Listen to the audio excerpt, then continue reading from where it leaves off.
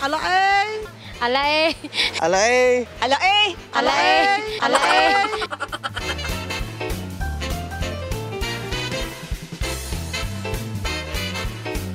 Araw ng kagitingan.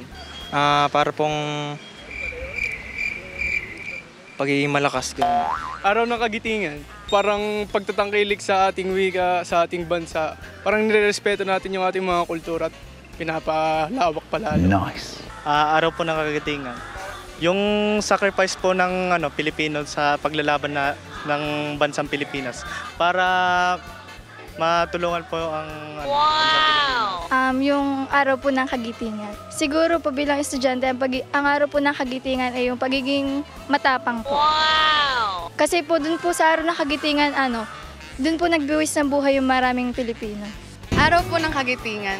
Yan po yung pag-alala po sa mga pasakripisyo ng ating mga ninuno. Nice. Ito po yung mga heroes is pinakita nila yung kanilang courageousness po for our country. Parang yung matapang po siya, ganun. Yung kaya pong ipaglaban yung... Wow! May kaya pong ipaglaban yung isang bagay po. Ito po yung katapangan po. Yun po. Yes po, yung bravery po ng mga heroes po natin nung dati po. Ang araw ng kagitingan po ay dito po natin pinagdiriwang po syempre ang ating pong mga heroes. Para po sa akin ang kagitingan po ay pagbibigay pugay sa mga taong nagsakripisyo o di po kaya ay gumawa ng mga mabubuting bagay na kung saan inalaan or sinakripisyo po nila yung sarili nilang buhay para po sa iba. Nice.